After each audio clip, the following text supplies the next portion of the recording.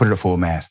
A Miami teacher puts tape on a student's mouth, a young girl.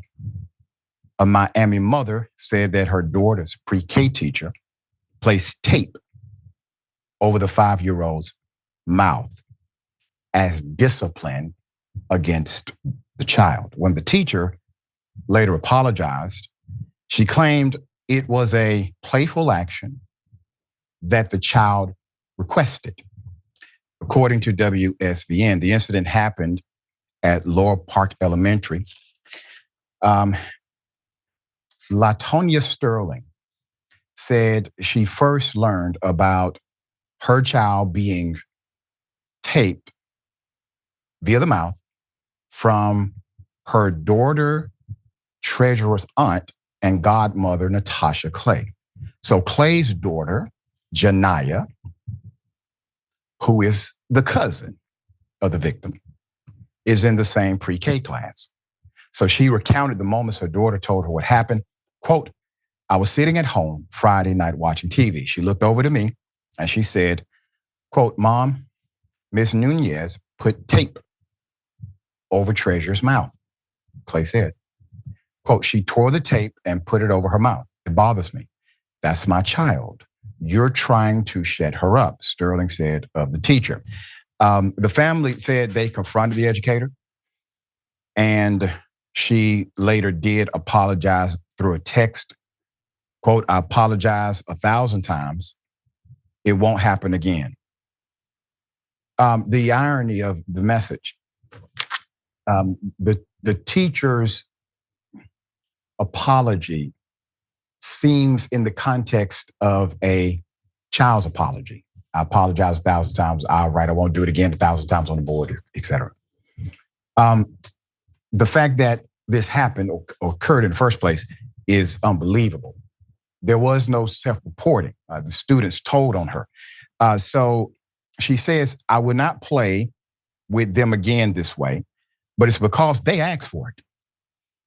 But the apology wasn't enough for the family, who later did file a report with Miami-Dade Schools Police and said they plan to withdraw both Treasure and Janiyah from the school. Quote, "Abuse had been done to my goddaughter.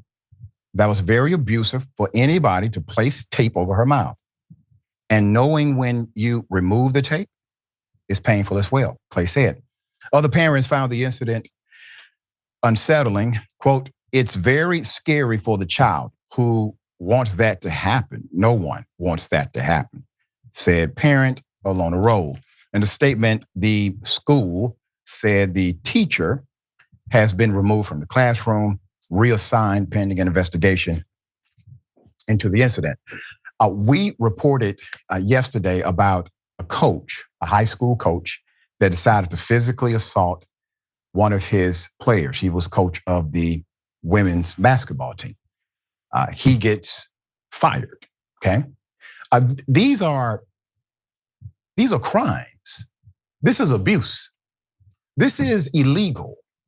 And typically every state has a qualifier, meaning you have additional responsibilities if you are in a position of public trust dealing with children. There are crimes that will apply to you that will not apply to the general public.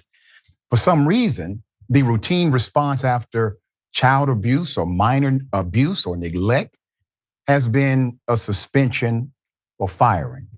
That is not the goal. That is not justice, and that doesn't remedy the situation, nor does it send the right message to others who may try to engage in such activity in the profession. Few they may be. All right, Sharon, thoughts here? It's just a disgusting display, and you're right. It took the kids to know the right thing to do. Tell somebody. This happened, tell somebody.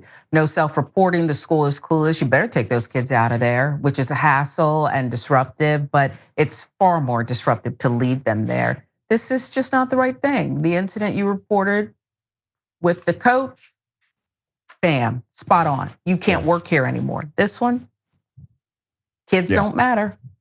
Yeah, and the system itself sends a message about what's really their priority when they don't engage in the right activity of advocacy and holding teachers accountable.